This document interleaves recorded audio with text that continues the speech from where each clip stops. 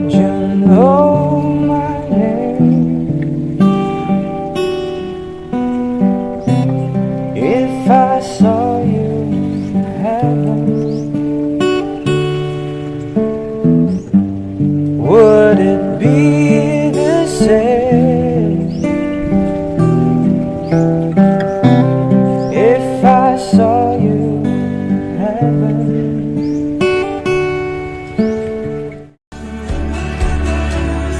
Well, some of them we did, but most we didn't.